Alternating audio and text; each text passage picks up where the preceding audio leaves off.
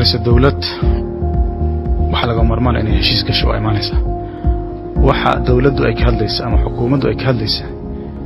oo wax la wada gartay oo la fahmi kara ahaayeen laakiin haddana waxa dhacda nasiib darro dad badan in ay sameeyeen propaganda ka soo horjeeda heshiiskaas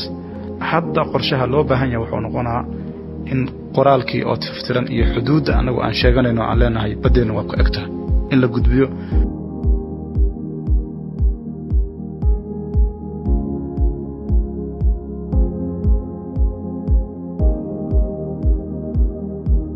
warqad lagu saxiixana ma arkin meel lagu saxiixana ma ogi waxna kama ogi hadday fiican tahay dadkaas iskale hadday xumaataan ayaga iskale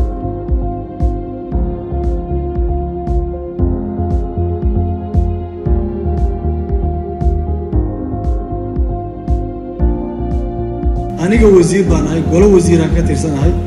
prime ministerka in hor fadhiyo Umar Abdirashiid Cali Sharma arke amarkiisa aan ku saxiixay aniga heshiiska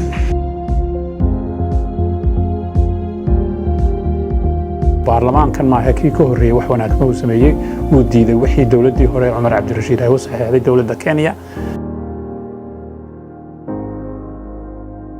badana habeen anaga iskala maalin anaga iskala Kenya ma dhacayso